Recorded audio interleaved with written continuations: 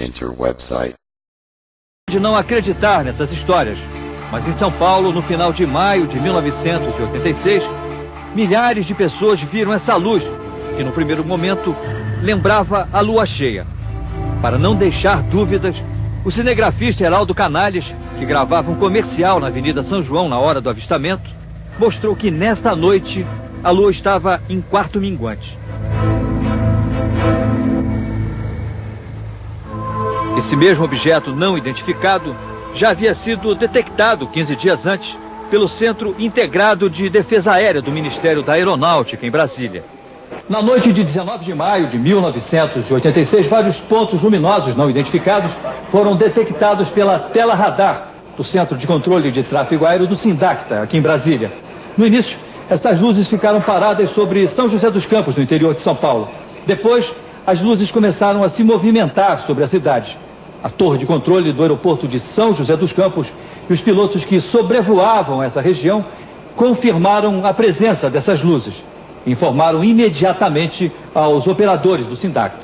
A partir da nossa visualização radar da região, verificamos que obtínhamos naquela região a recepção de 3 sinais radar realmente estranhos. Repassamos imediatamente a informação para o Centro de Operações Militares, que por sua vez repassou ao Núcleo de Comando de Defesa Aeroespacial. O Sindacta solicitou aos pilotos que estivessem sobrevoando a região de São José dos Campos que tentassem observar de perto esses pontos luminosos.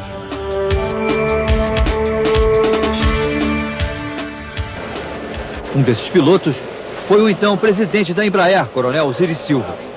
Estava se aproximando da cidade quando foi acionado pelo Sindacta. Quando eu cheguei próximo a São José, eu voltei a falar com o Centro Brasília e o Centro me disse que tinha um alvo não reportado, quer dizer, um alvo desconhecido no radar. Aí eu falei com o Centro, ok, vou voar na direção dele. De fato, eu vi um objeto luminoso no espaço, parecia um astro normal. Eu voei na direção dele e após 5, 6 minutos de voo, eu fiquei com a impressão de que ele começou a esmaecer, a perder a intensidade e o brilho. Perguntei ao copiloto, ele teve a mesma impressão, continuamos a voar e até que ele foi esmaecendo de fato e desapareceu. Os operadores continuam acompanhando a movimentação dos pontos de luz na tela do radar. 22 horas e 33 minutos. O Centro de Defesa Aérea autoriza a partida do primeiro caça da base aérea de Santa Cruz. Esse F-5 era pilotado pelo Major Jordão.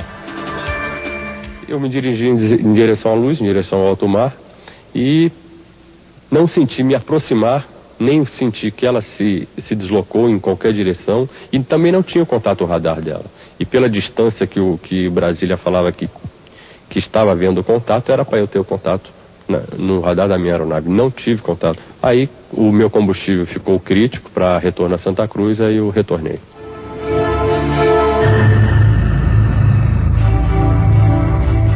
A perseguição continua.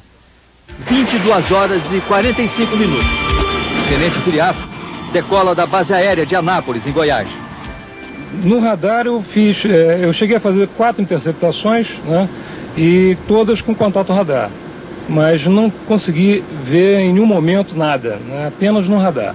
E o que me observou, me alertou, foi a aceleração tomada pelo alvo, né, a partir de um certo instante. Ele acelerou rapidamente até que o radar desacoplasse, né. E eu acredito, daria que velocidade? Eu acredito em torno de um Mach 15, mais ou menos, porque foi muito rápida a aceleração. 15 vezes a velocidade do som? Exatamente. Eu já estava a 1.2, 1.3 vezes a velocidade do som, e o objeto atingiu uma velocidade bem mais alta do que eu estava. Quer dizer, não existe nenhum avião que possa desenvolver essa velocidade? Na atmosfera eu desconheço. O ministro da Aeronáutica, na época, Brigadeiro Moreira Lima, criou uma comissão especial para investigar o que aconteceu naquela noite em São José dos Campos. A conclusão que se chegou é que tinha ocorrido realmente um fenômeno e que não foi possível verificar a causa, a origem desse fenômeno. Houve realmente algo diferente, estranho. mas não pudemos chegar a uma conclusão definitiva.